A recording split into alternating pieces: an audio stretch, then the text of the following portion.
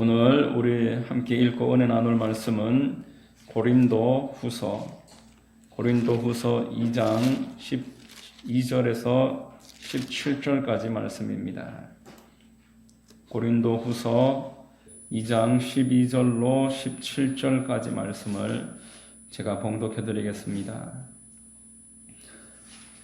내가 그리스도의 복음을 위하여 드로아의 이름에 주 안에서 문이 내게 열렸으되 내가 내 형제 디도를 만나지 못하므로 내 심령이 편하지 못하여 그들을 작별하고 마게도냐로 갔노라. 항상 우리를 그리스도 안에서 이기게 하시고 우리로 말미암아 각 처에서 그리스도를 아는 냄새를 나타내시는 하나님께 감사하노라. 우리는 구원받는 자들에게나 망하는 자들에게나 하나님 앞에서 그리스도의 향기니 이 사람에게는 사망으로부터 사망에 이르는 냄새요 저 사람에게는 생명으로부터 생명에 이르는 냄새라. 누가 이 일을 감당하리요? 우리는 수많은 사람들처럼 하나님의 말씀을 혼잡하게 하지 아니하고 곧 순전함으로 하나님께 받은 것 같이 하나님 앞에서와 그리스도 안에서 말하노라. 아멘. 저는 봉독해드린 고린도후서 2장 말씀을 통해서 그리스도의 향기라는 제목으로 말씀을 전하겠습니다. 성령께서 역사해 주셔서 우리에게 큰 은혜가 있는 시간 되시기를 바랍니다. 여러분, 고린도 지역은 유럽 지역의 도시국가입니다. 오늘날 지도로 보면은 그리스 안에 있는 아테네, 당시 아덴이고 또 고린도, 아가야 이러한 땅들이 있었습니다. 사도 바울이 2차 선교 여행을 시작하면서 1차 선교 여행 때 중도에 힘들다는 이유로 이탈했었던 마가 요한이라는 젊은 형제가 있었는데 이 사람을 다시 데려가느냐 마느냐의 문제를 놓고 바나바와 다툼이 있었습니다. 그래서 바나바는 이 젊은 형제를 그래도 기회를 주고 다시 데려가야 한다고, 바울은 무책임한 저런 사람을 다시 선교 여행에 참여하게 해서는 안 된다고 대판 싸운 후에 둘이 갈라졌습니다. 둘이 갈라져서 고린도 지역이 말고 원래 1차 선교 여행을 다녔던 아시아 지역으로 바나바가 먼저 가버리고 마가를 데리고 가버리고 사도 바울은 다른 곳으로 갈 수밖에 없었습니다. 그런데 가는 곳마다 하나님이 중간중간 막으시는 것입니다. 계속 이렇게 옮겨 다니다가 환상을 보여주시는데 마게도냐 사람이 환상 가운데서 우리를 도우라 그렇게 환상을 하나님 보여주셨고, 바울과 일행들은 이것이 하나님의 뜻이다라고 받아들이고 마게도냐로 유럽 선교의 첫 출발을 시작하게 되었습니다. 본래 자신의 사명이 이방인 선교라는 것을 알고 있었던 이 사도 바울에게 있어서 유럽으로 떠나는 일은 어려운 일이 아니었습니다. 우리 지난주에 살펴봤듯이 안디옥에 가서 복음을 전하고 이방인들에게 복음 전하니까 하나님의 손이 더 크게 도와주셨다는 것을 경험한 사도 바울과 일행들은 이제 유럽으로 가면은 더 얼마나 하나님이 큰 은혜를 주실까, 그러한 기대하는 마음으로 건너갔을 것입니다. 고린도는 이때 사도 바울이 마게도냐 지역으로 건너가서 세웠던 지역으로서 1년 6개월 동안 그곳에서 복음을 전했었습니다. 2차 선교 여행 때에 아굴라와 브루스길라 이 두 부부를 만나서 그 고린도 지역에서 큰 그 열매를 많이 맺었었습니다. 그리고 3차 선교 여행을 다니는 즈음에 그 교회에 큰 문제가 있다는 것을 듣고 편지로 쓴 내용이 오늘 고린도 전서와 후서입니다. 이 고린도 후서의 주된 중심 메시지는 그리스도인의 사역이 참으로 영광스러운 것이다 라는 것을 주된 메시지로 기록이 되어 있습니다. 핵심 구절은 1장 3절로 4절인데 같이 한번 읽어보겠습니다. 고린도 후서 1장 3절로 4절입니다. 찬송하리로다. 그는 우리 주 예수 그리스도의 하나님이시요 자비의 아버지시요 모든 위로의 하나님이시며 우리의 모든 환난 중에서 우리를 위로하사 우리로 하여금 하나님께 받는 위로로서 모든 환난 중에 있는 자들을 능히 위로하게 하시는 이시로다. 그리스도인들이 믿음을 갖게 되면은 일정 시간이 지나서 하나님의 인도함 가운데 환난 통과하는 기간이 있습니다. 그런데 이 환난을 통과할 때 하나님의 은혜가 더 크게 내려온다는 것입니다. 반드시 하나님의 은혜가 환난이나 고통보다 더 크게 내려와서 그 기간을 잘 지나간 다음에 이제 아직 신앙이 얕은 자들에게 그 하나님께 받은 위로와 은혜로 그들을 세워주는 일을 하게 된다는 것입니다. 그리고 그 세움받은 그 사람이 다시 신앙이 일정 부분 자랐을 때 환난을 지나가게 되고 또 하나님의 은혜를 경험하게 되고 그래서 그 사람 주변 사람들이 그것을 목격하고 다시 신앙을 갖게 되고 다시 성장하게 되고 그것이 계속 반복되는 것이 교회사다. 그것을 지금 말하고 있습니다. 하나님의 영광이 그리스도인들의 사역 가운데 임한다라는 것을 이렇게 사도 바울이 고린도후서 1장 3절로 4절에서 표현을 했던 것입니다. 이것이 너무 영광스럽다는 겁니다. 하나님이 일하시는 그 쇠사슬에 하나의 연결고리가 내가 되고 있다는 것이 영광스럽다는 것입니다. 나를 통해서 또 다른 고리가 맺어져 나가는 것들이 너무너무 귀하다. 그것을 고린도후서는 중점적으로 말하고 있습니다. 이 관점으로 오늘 본문을 한번 살펴보겠습니다. 첫 번째는 사도 바울이 보여주고 있는 변화입니다. 사도 바울이 엄청나게 변화되고 있습니다. 12절로 13절 같이 한번 읽어보겠습니다. 12절로 13절입니다. 내가 그리스도의 복음을 위하여 드로아에 이름에 주 안에서 문이 내게 열렸으되 내가 내 형제 디도를 만나지 못함으로 내 심령이 편하지 못하여 그들을 작별하고 마게도냐로 갔노라. 2차 선교여행 시작할 때의 사도 바울과 2차 선교여행이 끝나고 3차 선교여행을 하면서 고린도 전후서를 기록하고 있는 사도 바울은 완전히 다른 사람이 되어 있었습니다. 2차 선교여행을 통해서 사도 바울은 자신의 거의 젊은 시간을 다 보냈다고 해도 과언이 아닙니다. 그 기간 동안 기록되어 있는 성경만 보더라도 에베소에서 3년이고 고린도에서 1년 6개월입니다. 보통 7, 8나라를 지나다니면서 복음을 전했을 때 평균 2년만 계산하더라도 그 40됐을 무렵에 시작했던 2차 선교여행이 거의 10수년간 이어지면서 10년이 넘은 그런 나이가 되었을 때 사도 바울이 지금 이만큼 변화를 보이고 있습니다. 요즘도 배낭여행을 떠나면은 한 2년 정도, 3년 정도 젊은이들이 배낭여행을 다니는데 배 타고 다니고 걸어서 산 넘고 다니고 얼마나 고생이 많았겠습니까? 그곳에서 사도 바울은 많은 역경을 거치면서 사람을 만나면서 성장하게 되는 것입니다. 고린도후서 우리 4장 16절 말씀 읽어보겠습니다. 그러므로 우리가 낙심하지 아니하노니 우리의 겉사람은 낡아지나 우리의 속사람은 날로 새로워지도다. 여러분, 그리스도인들은 계속 자라나갑니다. 처음부터 완전하지 않습니다. 처음에는 아주 미성숙한 모습, 연약한 모습 그대로 가지고 있지만 나날이 자라갑니다. 축적되는 지식을 통해서 경험을 통해서 성장하게 됩니다. 오늘 우리 읽었던 12절에 바울이 드로아를 언급하고 있습니다. 드로아는 사도 바울에게 있어서 잊을 수 없는 장소입니다.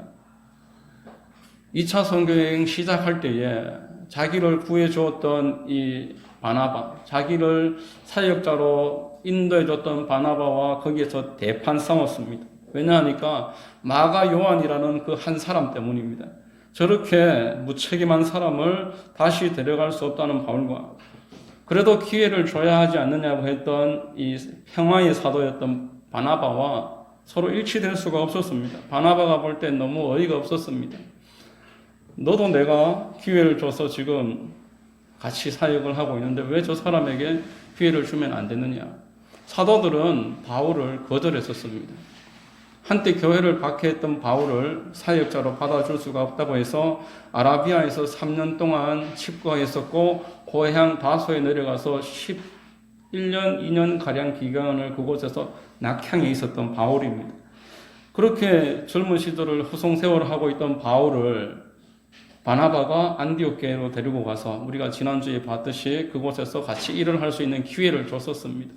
안디옥 교회에서 그렇게 기회를 얻었던 것입니다. 이를테면 바나바는 이 지금 교회의 담임 목회자이고 바울은 이제 전도사입니다. 그런데 잘 키워놨더니만 또 한 사람 같이 일을 하려고 하는데 안 된다고, 나는 같이 결코 할 수 없습니다. 사도 바울의 모습을 우리가 한번 상상해 보십시오. 초창기의 사도 바울은 사역밖에 모르는 사람이었습니다. 실력과 능력은 많았지만 융통성이라고는 찾아볼 수 없는 사람이었습니다. 한번 일을 시작했으면 죽어도 그 일을 해야지, 중도에 이탈하는 저런 사람하고는 같이 일을 할 수 없습니다. 그렇게 말하던 사도 바울이었습니다. 흔히 우리가 요즘 하는 말로 사람 고쳐서 쓰는 거 아니다. 나무 될 것은 묘목부터 안다. 풀인지 나무인지 어릴 때부터 안다. 그렇게 말을 합니다. 그때 바나바와 싸웠던 드로아이고 이제 환상을 보고 마게도냐로 건너가게 했던 드로아입니다. 첫 번째 드로아는 사도 바울이 젊은 시절이었고, 오늘 우리 본문 12절의 드로아는 두 번째 드로아입니다. 2차 선교여행을 다 마치고 3차 선교여행을 다니면서 사도 바울이 하나님으로부터 큰 은혜를 받은 그 드로아입니다. 이제 사도 바울은 아주 경험 많은 사역자가 됐습니다. 이 13절 한 구절 우리 다시 읽어보면은 사도 바울이 참 많이 변했구나, 성숙했구나, 이제 사람이 어떤 것인지 아는 그런 사역자가 됐구나라는 것을 생각해 볼 수가 있습니다. 13절 같이 한번 다시 읽어보겠습니다. 내가 내 형제 디도를 만나지 못함으로 내 심령이 편하지 못하여 그들을 작별하고 마게도냐로 갔노라. 동역자 중에 한 사람이었던 디도가 지금 무리 가운데서 이탈이 되어서 형방이 묘연했습니다. 그래서 바울이 드로아 지역에 하나님이 큰 은혜와 기회를 주셨는데 이제 복음의 문이 열려서 사역 시작하면은 열매가 있을 그런 딱 타이밍이 맞춰졌는데 마음이 편하지 않은 겁니다. 그 한 사람 디도가 없으니까 그 마음이 중심이 잡히지가 않아서 사역 뒤로 밀어두고 다시 되돌아가서 디도를 찾으러 떠나는 모습입니다. 젊은 시절의 사도 바울 같으면은 상상도 할 수 없는 모습입니다. 자기를 청거했었던 바나바와 대립하고 저런 젊은 사람 하나 때문에 우리 사역에 지장을 받으면 안 된다고 마가 요한 이 사람까지 내쳤던 사도 바울인데 이제는 하나님의 손이 십수년간 어루만지고 마음이 익숙한 하나님의 마음을 얻게 되어서 변화된 모습입니다. 우리 12절 13절 다시 한번 같이 읽어보겠습니다. 12절 13절입니다. 내가 그리스도의 복음을 위하여 드로아의 이름에 주 안에서 문이 내게 열렸으되 내가 내 형제 디도를 만나지 못함으로 내 심령이 편하지 못하여 그들을 작별하고 마게도냐로 갔노라. 여러분, 드로아의 문이 열렸다 이렇게 말합니다. 복음의 그 기회가 이제 절정의 상황이 되었다. 분위기가 잡혔다는 것입니다. 사도 바울은 늘 사람들에게 자기 자신의 안위를 위해서 기도 부탁하지 않았고 복음 전파를 위해서 기도 부탁을 했었습니다. 에베소서 6장 19절에 또 나를 위하여 구할 것은 내게 말씀을 주사 나로 입을 열어 복음의 비밀을 담대히 알리게 하옵소서 할 것이니, 골로새서 4장 2절과 3절에 기도를 계속하고 기도에 감사함으로 깨어있으라. 또한 우리를 위하여 기도하되 하나님이 전도할 문을 우리에게 열어주사 그리스도의 비밀을 말하게 하시기를 구하라. 이렇게 늘 전도의 문을 열어달라고 기도하고 남들에게도 기도 부탁을 했던 사도 바울인데 정작 드로아에서 전도의 문이 열린 겁니다. 이제 던지기만 하면 터지는 상황입니다. 그런데 그 수제자 디모데나 실라나 뭐 이러한 중심 인물도 아닌 디도라는 한 인물이 보이지 않아서 이 사역을 뒤로 미뤘다는 것입니다. 자기 생명을 위해 아끼지 않고 사명을 위해서 달려나갔던 바울이지만 하나님을 계속 경험을 하면서 한 영혼의 소중함을 발견하기 시작하면서 눈이 열려졌습니다. 마게도냐로 되돌아가서 고린도후서 7장 6절에서 보면은 디도와 이렇게 다시 재회를 하는 모습이 나옵니다. 여러분, 하나님은 그리스도인의 사역을 영광스럽게 만드시는 분이다라고 했습니다. 하나님이 사람을 계속 다루어 나가십니다. 그래서 사람을 고쳐서 쓰십니다. 세상은 고쳐서 쓰는 거 아니다고 하지만, 나무 될 것은 처음부터 안다라고 하지만, 하나님은 지금까지 사람을 고쳐서 쓰셨습니다. 안 될 것 같은 사람 붙잡아서 새 사람 만들어 영광을 위해서 사용하신 것입니다. 그 증거가 사도 바울이며 여러분이고 저인 것입니다. 자, 두 번째 오늘 내용은 바울은 모든 것이 하나님의 손에 달려있다라는 것을 깨달았습니다. 내가 충성하고 헌신하고 내가 이리 뛰고 저리 뛰고 열심히 노력하면 일이 될 것이라 생각했지만 그렇지 않습니다. 하나님이 그 일에 마지막에 은혜를 주셔야지만 그 일이 이루어지는 것입니다. 하나님께서 길을 여셔야 되고 만날 사람을 만나게 하셔야만 됩니다. 사도 바울의 서신을 읽어보면 늘 마지막 부분에 사역자, 동역자들의 그 이름이 열거되고 있습니다. 하나님이 열어주시면 닫을 사람이 없고 하나님이 닫아버리시면 애쓰고 힘써도 그 일은 열리지가 않습니다. 요한복음 14장 6절에 보면은 예수께서 이르시되 내가 곧 길이요 이렇게 말합니다. 우리가 마음에 성령님을 모시면은 그때부터 곧 예수님과 동행하는 삶이 되는 것입니다. 우리가 예수님과 함께 동행할 때에만 그것이 길이 됩니다. 하나님과 함께 하지 않는 것은 당장은 길인 것 같아도 사망의 길이기 때문에 참된 길이라고 할 수가 없습니다. 오직 하나님이 나와 함께 계시고 예수 안에 내가 성령과 함께 동행하면은 내가 가는 그 길이 곧 하나님의 길이 되고 그 길을 하나님이 축복하시고 하나님의 영광을 그 길을 통해서만 이루어 나가시는 것입니다. 누구도 자신의 힘으로 주의 일을 완성할 수 없습니다. 하나님이 반드시 축복하셔야 됩니다. 14절 말씀, 본문 14절 같이 읽어보겠습니다. 항상 우리를 그리스도 안에서 이기게 하시고 우리로 말미암아 각처에서 그리스도를 아는 냄새를 나타내시는 하나님께 감사하노라. 이기게 하시고 나타내시는 하나님이라고 사도 바울이 말합니다. 사도 바울이 이렇게 변해 나갔던 것은 하나님이 그리스도의 사역을 영광스럽게 만들고 있다는 증거입니다. 2차 선교 여행을 그 어떤 역사가 있었습니까? 마게도냐로 건너오라고 하나님이 우리를 부르셨다고 믿고 갔던 마게도냐 첫 번째 성 빌립보입니다. 그곳에서 제대로 사역 시작해보지도 못하고 감옥에 끌려 들어가서 발에 차고가 채워져서 지하 감옥에 들어갔습니다.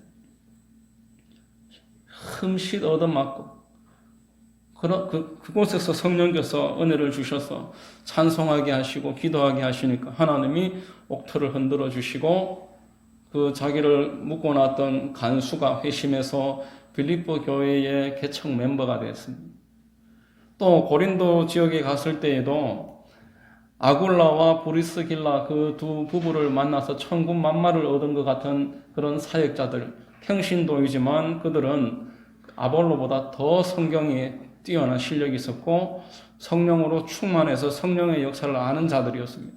그들과 함께 고린도 지역을 복음화하는데 승리할 수가 있었던 것입니다. 가는 곳곳마다 2차 선교여행 내도록 사도 바울은 동역자들을 만났습니다. 그래서 사도 바울이 변화되었던 것입니다. 사도 바울의 그 사역 말기에 보면은 이런 흥미로운 내용이 있습니다. 우리 디모데후서 4장 9절에서 11절 같이 읽어보겠습니다. 너는 어서 속히 내게로 오라. 데마는 이 세상을 사랑하여 나를 버리고 데살로니가로 갔고 그레스게는 갈라디아로 디도는 달마디아로 갔고 누가만 나와 함께 있느니라. 내가 올 때에 마가를 데리고 오라. 그가 나의 일에 유익하니라. 바나바와 함께 저 사람은 절대로 앞으로 쓸 수 있는 사람이 아니다. 저런 사람하고 동역할 수 없다 밀어내었었던 마가인데 말년에 사도 바울이 마가를 나에게 데리고 오라. 그가 우리에게 유익하니라. 복음서 중에 첫 번째 마가복음을 기록하게 하고 베드로의 통역자로서 하나님께 귀하게 쓰임받았던 그 청년 시절에는 흠이 많았지만 갈수록 성숙해 나가는 이 마가 이 모습을 보면서 사람의 결론은 하나님만 아시는 것입니다. 사람의 마지막 그 순간까지 함부로 판단할 수 없다는 것을 사도 바울이 배웠습니다. 우리도 하나님 은혜 가운데서 계속 다루어지면서 그것을 배워야 되는 것입니다. 사람이 중요함을 알아야 되고 사람에게는 반드시 다시 다음의 기회가 또 있다라는 것을 우리가 믿어줄 수 있어야 되는 것입니다. 빌레몬서는 사도 바울이 그 옥중서신 중의 마지막 책입니다. 이제 노년의 사도 바울이 또 복음 전하다가 감옥에 들어가 있었는데 거기에서 오네시모라는 한 사람을 만납니다. 알고 봤더니만 죄를 지어서 들어왔지만 그 빌레몬이라는 동역자의 집에서 도망 나온 종이었습니다. 그를 이제 감옥 안에 있으니까 둘이 있으니까 복음 전하기 좋지 않습니까? 복음 전하고 양육하고 감옥에 들어가도 바울을 만나면은 일꾼 되는 것입니다. 거기에서 바울을 만나서 복음 듣고 1대1 제자 훈련을 한 몇 달을 정식으로 제대로 받았더니만 이 사람이 새 사람이 되었습니다. 그래서 빌레몬에게 편지를 써서 오네시모가 이제 변화되었으니까 용서하고 우리 동역자로 받아주자. 내가 너에게 명령할 수 있지만 네가 네 자의로 기쁨으로 그렇게 오네시모를 받아주기를 원해서 내가 부탁하는 이런 편지를 쓰니까 우리가 이 오네시모 받아주자. 그렇게 편지를 한 장 짧게 쓴 책이 빌레몬서입니다. 하나님이 사람을 어떻게 대하시는지, 어떻게 기회를 주시는지 보게 되는 것입니다. 하나님의 손에 붙잡히면은 누구든지 다시 기회가 있다는 사실을 꼭 기억하시기를 바랍니다. 세 번째로 성도가 그리스도의 향기가 되는 것은 오직 하나님의 은혜이고 능력입니다. 15절, 16절 우리 같이 한번 읽어보겠습니다. 우리는 구원받는 자들에게나 망하는 자들에게나 하나님 앞에서 그리스도의 향기니 이 사람에게는 사망으로부터 사망에 이르는 냄새요 저 사람에게는 생명으로부터 생명에 이르는 냄새라. 누가 이 일을 감당하리요? 오늘 이 마지막 16절에 누가 이 일을 감당하리요? 이것이 사도 바울이 말하고 있는 강조점입니다. 여러분, 그리스도의 향기는 하나님만 만들 수 있습니다. 바울이 이렇게 바울 될 수 있었던 것은 하나님이 사도 바울을 만들어서 향기 만드신 겁니다. 마가 요한이 결국 마가복음까지 기록한 하나님께 귀한 쓰임받는 일꾼이 될 수 있었던 것도 하나님이 그를 향기로 만들어내신 겁니다. 오네시모 같은 사람도 정말 그런 사람 어디 쓰겠습니까? 남의 집에 종살이하다 도망쳐서 도둑질하다가 감옥에 끌려 들어가는 사람, 그런 사람 기회가 없다고 우리가 단정 지을 법도 한데 하나님이 그를 향기로 만들어내는 것입니다. 우리의 말과 행동이 어떤 사람에게는 사망에 이르는 것이 되고 어떤 사람에게는 생명이 되는 말씀이 되는 것입니다. 어제까지는 내가 전했던 말이 그 사람에게 아무 유익이 안 되고 사망이었는데 오늘 똑같은 내용을 다시 전했을 때 그 내용이 생명이 되더라라는 것입니다. 고린도전서 1장 18절에 십자가의 도가 멸망하는 자들에게는 미련한 것이요 구원을 받는 우리에게는 하나님의 능력이다라고 말했습니다. 복음을 전하는 것이 누군가에게는 어리석은 것인데 어떤 사람에게는 그것이 하나님의 능력이 된다는 겁니다. 그래서 사도 바울은 복음을 부끄러워하지 않았습니다. 로마서 1장 16절에 내가 복음을 부끄러워하지 아니하노니 이 복음은 모든 믿는 자에게 구원을 주시는 하나님의 능력이 됨이라. 먼저는 유대인에게요 그리고 헬라인에게로다. 바울이 복음을 자랑했습니다. 내가 전하는 이 복음이 어느 날 갑자기 누군가에게 향기가 되더라는 겁니다. 내가 전하는 이 복음이 어느 날 갑자기 그 사람에게 생명으로 다가가더라는 것입니다. 어제까지는 그가 그 말을 무시하고 사망에 이르는 말로 치부했던 그 말을 갑자기 생명으로 받아들여서 생명을 얻더라. 그것을 말하고 있습니다.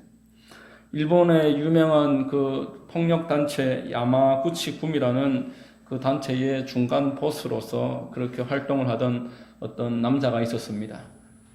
체격이 건장하고 양복을 입고 머리도 스포츠 머리를 딱 감고 한국 여인과 이렇게 맞선을 직업을 숨기고 봤었는데 키도 크고 양복도 입고 너무 건장하고 좋아서 한국 여인이 일본 남자이지만 사업을 한다는 말에 결혼을 했습니다. 알고 봤더니만 조직폭력 사업이었습니다. 그렇게 한국과 일본을 오가면서 신혼 살림을 그렇게 하면서 아이도 낳고 했었는데 폭력 그 사건에 연루되어서 그 남자가 구치소에 들어가게 되었습니다. 그 여인은 이제 눈물을 흘리면서 그쯤에 그리스도인이 되었고 날마다 남편에게 편지를 씁니다. 하나님이 당신을 사랑하십니다. 우리 다시 시작할 수 있는 기회가 있습니다. 똑같은 내용의 편지를 날마다 썼습니다. 이 남자는 그 편지를 무시했지만 뭐 할 일도 없고 또 아내에게 미안하기도 하고 한국에서 애 키우고 있으니까 미안한 마음도 있어서 편지는 꼬박꼬박 읽었습니다. 내용이 늘 한결같습니다. 일본말을 잘 몰라서 그렇기도 하겠지만 하나님은 당신을 사랑하십니다. 우리에게는 다시 기회가 있습니다. 계속 똑같은 내용을 편지를 쓰니까 이 남자가 하루 이틀도 아니고 똑같은 내용 계속 듣다가 보니까 성령께서 이 사망이 생명으로 냄새가 향기로 바뀌는 역사를 허락하셨습니다. 하루는 편지를 읽으면서 어제까지만 해도 하나님이 있기는 어디 있어? 그랬던 질문이 그때 질문이 바뀌었습니다. 하나님이 왜 나를 사랑하실까? 진지하게 고민하기 시작했고 결국 왜 나를 사랑하셨어요? 하면서 흐느끼고 밤새도록 회개를 하고 새벽녘에 예수님을 구주로 영접을 하고 그렇게 믿음으로 하나님의 사랑을 받아들였습니다. 교회의 이제 조직을 청산을 하고 어느 교회에서 일생 동안 열심히 신앙생활을 하면서 장로가 되고 자녀들을 잘 양육을 해서 주의 일꾼으로 세웠는데 그 큰아들이 우리가 이제 아는 이 다니엘 김 선교사입니다.